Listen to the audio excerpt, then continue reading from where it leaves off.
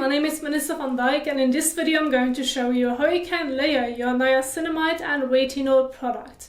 Now the order of application can change depending on the formulation of the products. So I have prepared for you 2 examples of evening skincare routines so that you can see the order of application. And then later on I want to share with you the entire application on my face so that you can see it visually.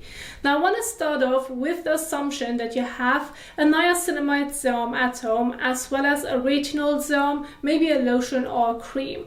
And so in that specific case, your niacinamide is usually a water-based lightweight serum.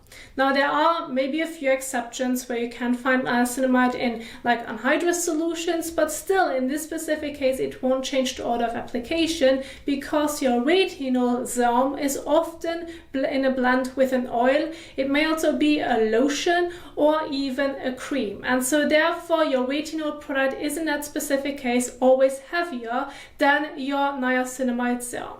So the order of application would look the following. You're starting off with your cleansing step. Make sure that it's a gentle cleanser for your skin type and that it's not an exfoliating acid cleanser while working with retinol in the same routine. Wash your face, rinse it off, pat the skin dry.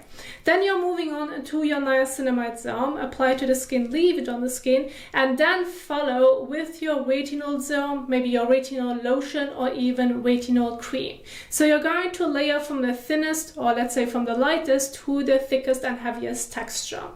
However, if you now say, well, I do not have a niacinamide serum at home, I may have a retinol serum at home or maybe a retinol like lotion, and I have a moisturizer that already contains niacinamide, well in this case it's going to change, because then after your cleansing step you're moving on to your retinol product, apply to the skin, leave it on the skin, and then you're moving on to your moisturizer that already contains niacinamide. So then the order of application is going to change because again you're going to layer from the thinnest to the thickest texture.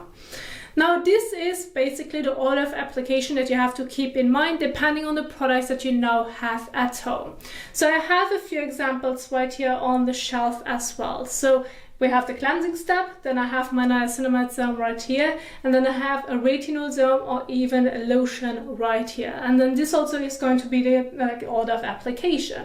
But again, remember, if now I do not have any niacinamide serums at all, but I have a moisturizer that already contains niacinamide, well then I'm going to use my retinol at first, and then I'm going to layer my moisturizer with niacinamide afterwards.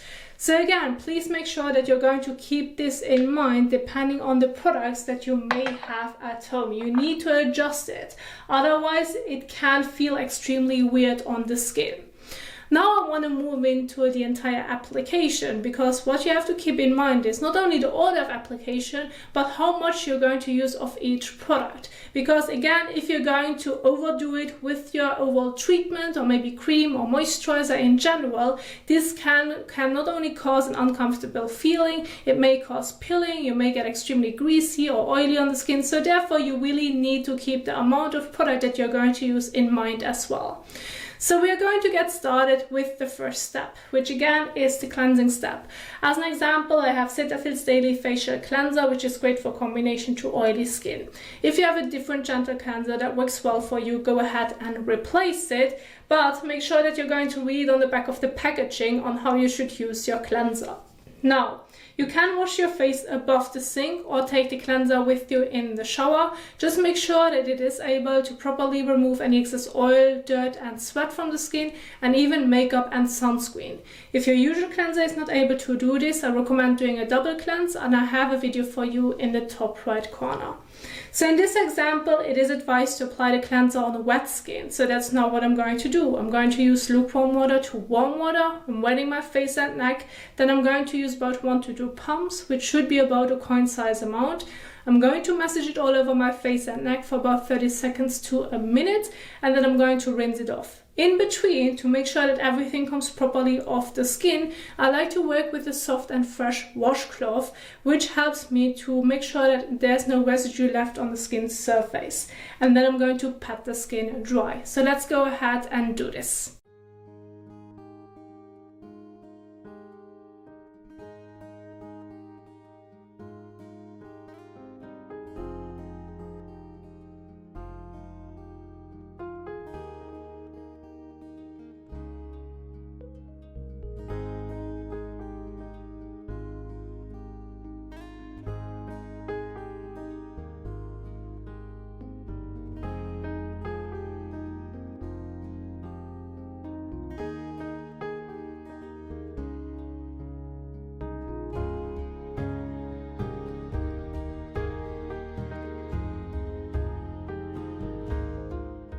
So I now go ahead and take a fresh towel and pat the water drops away from the skin surface.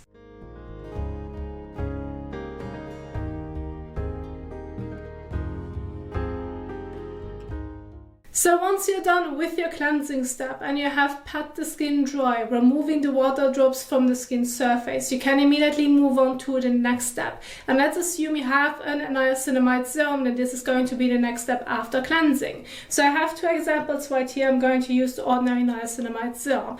That one has a thick, stickier texture where I usually recommend using about 3 drops. If you're using more than that, it can easily feel like dry or tight on the skin or may cause peeling when layering other products afterwards.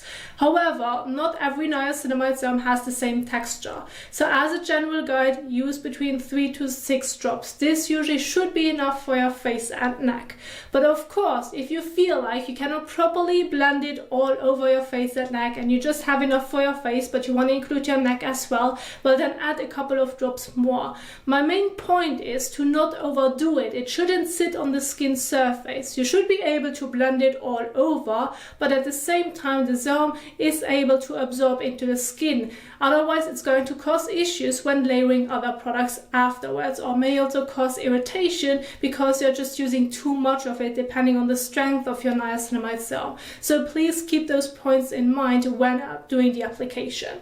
So with ordinary niacinamide serum, that one has a pipette. So if your niacinamide serum has a pipette as well, you can dispense the products on the palm of your hand, fingertips, or immediately on your face, and then start blending or patting it all over your face and neck. Whatever application method works the best for you, go ahead and do so. Just make sure to not overdo it.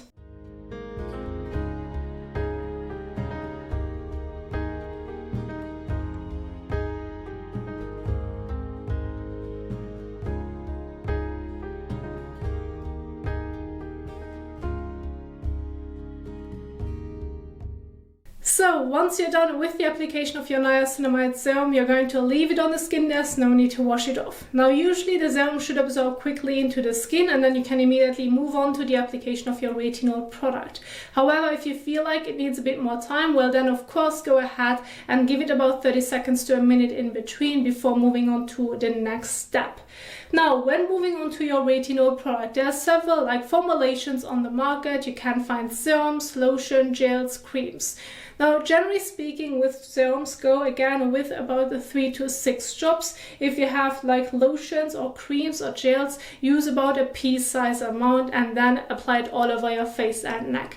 This can be adjusted to a certain extent, but still make sure that you're using enough product to blend it all over your face and neck, but make sure that it's not going to feel thickly on the skin surface, because it may lead to again problems when layering with a moisturizer afterwards, or even it can cause irritations because you just use too much. Similar to the niacinamide part, when just using too much of specific treatments, it can increase the risk of experiencing sensitivity. So with the ordinary retinol, I would use usually about 4 drops. If that's not enough for you, again, add a couple of drops more. When using, for example, a lotion, I'm just giving you an example with CeraVe's retinol serum, then use about a pea-size amount, which is usually about 1 pump, depending on how much comes out. But this should be more than enough for your face and neck. It's a treatment, so therefore you have to keep the amount of product in mind. If you now say, well, I have a gel or moisturizer that contains a certain amount of retinol, it's going to be the same amount that I have now shared with you. For a serum, as I'm going to go with the ordinary retinol in Squalane, I'm going to use 4 drops for my face and neck. Now, when doing the application of your retinol product, please make sure to not get it into your eyes nor into your mouth. If that's the case, rinse it off with water. Please do not use it on top of your eyelids. Please be careful on the corners of your eyes. Do not get it too close to the actual lower lash line and the corners of your lips, or in general the lip itself, because those are parts of the face which are quite sensitive. The skin is quite thin, where excessive dryness or irritations can easily occur. So keep this in mind when doing the application.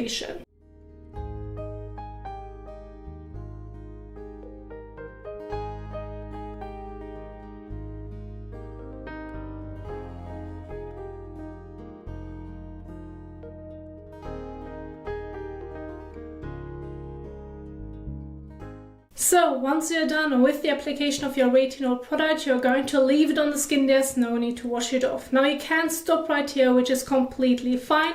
However, usually retinol can cause dryness as well. So depending on your skin type that you already have and you experience excessive dryness, or you may have certain areas that feel quite dry, well then of course now would be the time to move on to a moisturizer afterwards, and then use about a bean size amount for your face and neck.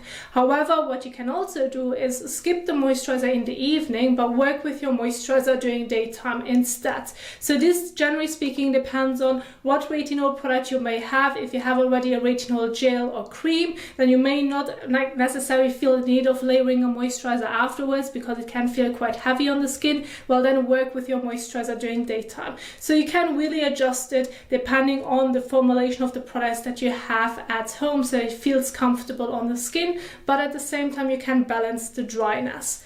Now I'm going to stop right here because that's my main focus that I want to share with you, the order of application of your niacinamide and retinol product. And I do hope that you enjoyed this video, that you find it helpful. Keep in mind your retinol should only be used in your evening skincare routine, so this is just an example of an evening skincare routine. If you want to go over the example skincare routines again and some additional information, you will find everything in the description box down below, so feel free to check it out, and you can even download those slides.